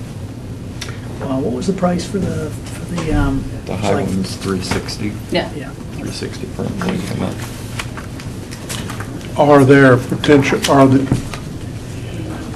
Do the projected savings of the 1.3 million go up significantly with the red column? $2 million. $2 million savings. So for another $160,000, you can up your savings to $2 million, projected wise. I get it, it's not, nobody's going to write you the check. Yeah, but that's still a pretty good spread. That's still a pretty good spread, 160,000 to 2 million if you get. It's up to 700, you're paying 160 for 700, it's the incremental piece. Okay. That was what Cigna said they could potentially have some Yeah, but even if you performance say 500 guarantees. on 160, it's still a good deal. What- That's Why was the recommendation made to do the plus, not preferred, if the overall savings could be higher, even though the risk up front or the cost up front's higher? we felt like it was a place to start. Yeah. But certainly if the board wants to provide other direction, we'll go that way. But we felt like we would try that for a year and see where we were and then go further. Eric, if this was your money, I'd do the middle one. okay, Absolutely. I think, the other additional stuff that you get does require some engagement at the member level. So again, as I said, I think first couple of comments I made, getting people to change their behavior and take that phone call from a nurse or a clinician or the health plan is really hard to do. This other stuff is done before it happens. You don't need that MRI. We're not approving it. The doctors know now they have to go through that step and that process, and they know it's not going to get authorized, they're not going to do it. Or we're better off doing our own. I think also better something off doing our that own. Dr. Pace Yeah. mentioned, the Our own triangles MRIs. and reaching out to the patients from the center. They're very expensive. We're thinking that would be more Killing the machine effective than the costs phone less. calls that people get from Be a Cigna. provider. So that was the other to our piece. We own felt like through the employees. health center services that we're already Looking contracted over for, everybody we're else. getting already like the increased medical director support. We're already getting that kind of social worker resource kind of feel. So that's why we weren't, We have at this point in a time, nurse convinced case, that it a was nurse okay. case manager in the Right. center that she's, and now that Florida Hospital is actually receiving both the Cigna data and their own data and merging it, they can actually see the patients that they're following or that have actually been in the center, plus the patients that are being seen outside the center. So they're able to reach across the line and reach out to anybody, any of our employees, any 7,000 employees, so. I know we want to move on, but what are the, aside from what Clarence mentioned, what are the negatives that we should be considering? Potential On this? challenges with this program? I mean, kind of what you said, the perception of this used to be authorized, I could get this stuff done, and now I got a hoop I got to jump through. It's risk management. That's it? I mean, it's Yeah. cost That's it. containment. It's not, yeah, you don't limit people. It's the It's cost. 24-hour pharmacy kind of issue with, let's get rid of Walgreens and CVS. and CVS, right, because those are our highest cost providers. So we're not saying you can't go to pharmacy to get your medications filled, you just have to go to these. So it's I guess, it's a bit of an inconvenience to folks. It's another step that they have to do, but we're not taking care away. It just has to be reviewed and approved. And there are, there's clinical people that are doing this. Again, Cigna is not, they're managing your dollars. So arguably, you could say, there's no incentive for them to say no, right? If you were fully insured and you were giving them a premium every month, and all the dollars that they were spending were out of their premium, then you could potentially say, well, yeah, you guys are just going to say no to everything because it's your money. So there's no financial incentive for them to say no. I want to go back to something brief relative to the pharmacy and prescriptions. There are two Florida hospitals in Osceola County. There's one in Celebration, there's one in Kissimmee on 441. Right. Do they both have 24-hour pharmacies? Probably, as hospitals go. I don't know.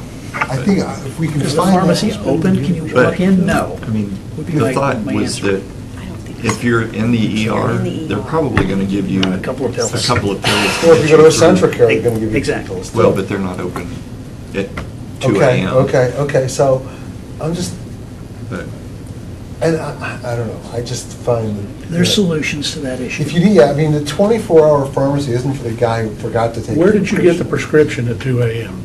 There's a Walgreens over here No, at John. who gave you the prescription? No, right, I know, the hospital. The hospital. right, You're there. Right. Right. Get a couple of pills. Yeah. if they don't give you the full Right. script, Then they you can have to give get you a through the couple of night. pills to Right. get you through the next couple hours till To the 8 a.m. when the pharmacy yeah, opens. when the pharmacy. All right, opens. Ken, you have 5 minutes to talk about the trust fund. All right, fine. That's all it's going to take. All right, so Ken, did you hand this out? So you can get this in the packet. You want to hand it out or not? Thank you, Abby. I'll take the copy. So, Where are we going to Is it in here? the- Why don't you go to that other page? 26. You wanna- This wanna one? hand that out? That's the one that we can go through in 5 minutes. 26? Yeah, Yeah, let's go to that one. is Okay, it in the packet or no? I don't think so. We're doing this one. That just hand them out right now. okay. This is our, we have the June claims, and again, I apologize for the size of the fonts. I was going to say, I don't know why you printed this so big. All right, if you go about 2/3 of the way down, you guys have seen this before, we'll explain it again, okay? Yes. Left-hand column is the month, so you've got May of 2018, and you can see right to the right of that, our claims in that month were $4,734,000. May 2018. So anything that's italicized is still a projection. But that's the 4.734 is May of 18 Correct. you're referring to, okay, I'm not sure I'm in the right line. We had prior to these months, if you saved these from prior times, we gave this out, we showed a 50% kind of a claim savings on the clinic relative to their administrative fee, so there was about 150 grand in that blank column. Mhm. And essentially, as we've developed our claims experience with the clinic, we took that out of the projection going forward because it's essentially in the claims back from May of 2016 when we opened the facility. So that's why that column is blank. If you Is there a read- reason why December of 16 and December of 17 are the two lowest months in terms of claims? December is usually a pretty slow month. We see claims spike in the summer because you know, obviously most of your employees are off. They're getting a lot of elective surgeries done. You know, Clarence, to your point, my knee hurts. Well, I'm going to go get it done in the summer. Okay. You know, I can live with it, but I'll get it done then. So we see that with every school board client. If you drop down to June of 2018, here's sort of the bad news. That month, actually, we do have the data. I'm sorry I didn't get it updated for this report, but that month was actually 5.5 million. So Not 4.5? No, 4.5 was the projection. All we do is, with the projection every month, we're just trending that number forward. So if you look down from July through June of next year, it's about a 6% increase every month. It just steps up. So that's what we're doing with a projection. That's just a wrong number. So as That's what he the actual claims projected. come in, Okay. This is just Oh, plug it's the actual, number that's, okay, I understand. Which is in, 6% a month? a year. A year, okay. That's, you know, what cost $100 last year, costs about $106 next year for the exact same Okay. thing. That's Okay. medical inflation, 6% actually. which is actually, you know, a little bit better than average. So 5.5 was actually what we had in June. So if you just read across that column, the fund balance, the $1,949,000 as of the end of June, prior to the tranche that you guys chunked in there, Right. was really $949,000. So after the additional funding that you provided, the $4.4 million and the $8.5 million, our ending fund balance is right around $11 million with the June claims, okay? Which is within the 60-day safe harbor for the state of Florida. So you're fine for this year.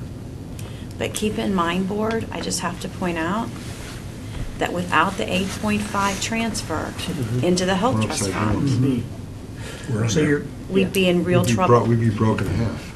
well, your fund, you wouldn't be broke, but your fund balance by the state OIR, their safe harbor requirement is 2 months of your claims. So if you just round numbers, say your claims were around $4.5 million a month, Every $9 million. you had about $9 million in there. And every year that goes up by about I understand, 6%. considering the last month was 5.5 million. So you'd have been short by about, $3 million. So, as we go So forward, why was the estimate missed by $1 million? Is it the summer thing you just talked about? Or, because, well, With so we're not exceptional. estimating every Right. single month. We're simply saying, you know, here's what the claims have been. Mhm. We're gonna use 6% as our trend going forward to project the end of the year. We don't try to project every month. sure. You know, it's hard enough to try and pick the number at the end of 12 months, let alone each month. We actually end up pretty close to this stuff, you know, on an annual basis. You know, we're a little higher, usually a little low, but we're not going to hopefully be off by, you know, $5, $6, $7 million. So, yeah, we don't, you know, the seasonality, I guess, is what you're saying. We don't try to go back and get real artistic with this stuff and say, well, we know seasonally, May, June, July are always higher, so let's bump that up. You guys are more concerned with where do we end up the year, not the cash flow as you go through each month. So if you then go forward from July of 2018 through June of next year, 2019, you can see, you know, again, claims are just trending up by about that 6%. We kept the clinic expense at that $250 a month. Okay? Our administrative fee is what we're paying Cigna. Now that'll bump up by 12 grand a year, right, if we're going to add the care management piece. But again, we're going to see our claims go down by $1 million, so that'll be worth it, right? Off to the right then is the revenue side of this, the contribution. So the employer money, the $4,607,000, is essentially the $63.98 times the 7,000 people that you put into the trust fund every year. So that's the kind of the core funding. Employee contributions, those jump up. Actually, we got to adjust this because those need to jump up in October, not September. The claims costs that we projected in here going forward take into account the plan design changes that we made starting October 1. Right, so that was, as you all know, a lot of discussion over the last year or so, and even in prior years, of essentially raising the deductibles a bit, the out-of-pockets a bit, to help, you know, everybody share in the additional cost of the plan. So those are factored into our claims trend going forward. So that helps. That was about a 7% reduction to the claims expense. If our claims expense is roughly $50 million a year, that's about a $3.5 million claim savings. Okay. So you kind of work the math all the way through. You kind of get to the end of June of 2019, and we're about a $6.3 million surplus, if you will. We get about $1.5 million a year in rebates from Cigna, so those are dollars that we get back into the fund for brand medications that people are filling. Ideally, we'd like to have nothing in rebates, because then our pharmacy costs would be quite a bit less, but those dollars do come back to the plan, so we've shown it here as a revenue. And that ends us up at about 7, 8 on this page, but we know we had the higher month for June, so call it $7 million at the end of next year. So we're a couple $1 million short, likely, for the safe harbor for next year. Questions? A lot of numbers moving around, right? I'm assuming you can quantify, if we do this blue column thing, you can quantify things that were rejected, so we know if it's indeed paying, or is it gonna be? Yeah, we can look at, we get a, what's called a CAP report from Cigna, so they'll break out, utilization on a lot of different levels, primary care specialists, urgent care visits, outpatient, advanced imaging, that kind of stuff. And we get that on a kind of a per 1,000 basis, so it'll show the overall utilization. Is it, higher or lower than what it was prior to implementing that program. You're asking if you get a report on who, what, or the claims were actually denied? No, if we're projecting that we could save $1.3 million, I think it was. I don't know if they can give us, if your question I mean, how do we know at the end of the say, year that we here's spent the 160, we indeed saved more than that, or we only saved 80? Yeah. What we can look at is the utilization rates of those procedures that we're monitoring per 1,000. So, per 1,000 members. So if we had, 100 MRIs done per 1,000 people last year, and now the rate went to 80. Right. Okay, well, that's a 20% reduction overall in the utilization of that procedure. What does it cost us on average for every one of those? Do the math, and here's the dollar. They're not going to tell you, here's the 87 that we rejected. Okay. If that was your question. Yes. Yeah. A lot of stuff relative to HIPAA, Jay, your question about the blood pressure cuffs, good idea. Getting people to actually say, yeah, go ahead and take my blood pressure is a little problematic. Well, if you don't have it there, you can't ask them. If they say Well, yes, great. If you do have it, they can say yes. Lord, I know this has been a lot of information in just 2 hours. We appreciate your patience and your attention to this matter. I think we've gotten direction as a staff where we need to go. We'll continue to monitor and report back to you performance of the Health Trust Fund, and then bring forward recommendations if we need to for next year to ensure that we're not below that 60-day required minimum, unless you want to give us different direction today. I do not want to be below the 60-day. Yes, No, sir. we are never going to be below. We're We've not heard going to that. be below that. We've heard that loud and clear. So we will adjourn our workshop, is that correct? And we will, let's take a 10, and we'll come back at 4:15. That sounds great. For facilities? Okay. Facilities. So we will delay our facilities workshop by 15 minutes, and begin